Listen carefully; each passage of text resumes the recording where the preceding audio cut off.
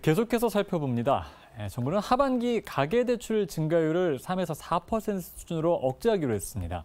부동산 투기뿐만 아니라 부정청약과 기획부동산에 대한 단속도 강화하겠다는 계획입니다. 이마경 기자입니다.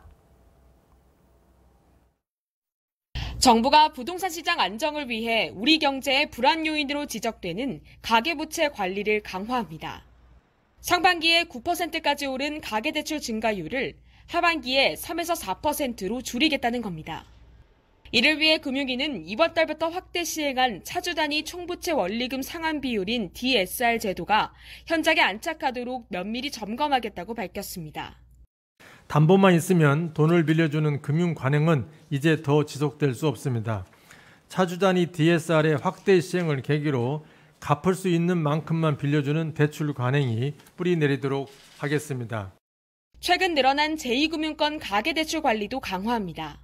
특히 실수요와 무관한 부동산 관련 대출은 더욱 엄격하게 감독합니다.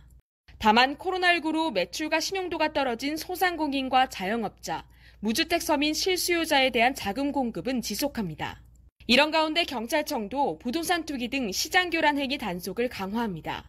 특히 하반기부터는 부동산 투기 비리뿐 아니라 부정청약과 기획부동산 투기 단속에도 나섭니다. 먼저 주택 공급 특수를 노린 청약 브로커들의 청약 통장 매매, 위장 전입, 청약 조건 조작 등 아파트 부정 청약을 집중 단속합니다. 하반기에 수도권 인기 지역에서 공공주택 분양이 이뤄지는 만큼 관계기관과 합동 단속을 추진할 계획입니다. 하반기 공공주택 분양 예정 지역을 관할하는 수도권 4개 시도청과 29개 경찰서에 집중 수사팀을 편성하여 부정청약 행위를 철저하게 엄단하겠습니다. 헐값에 산 부동산을 지분 쪼개기 수법으로 판매해 전매 차익을 얻는 기획부동산 투기도 근절합니다. 주요 개발 예정지 일대에서 이뤄지는 법인 명의 부동산 거래를 모니터링하고 전문 투기 세력은 범죄단체 조직으로 간주해 처벌할 계획입니다.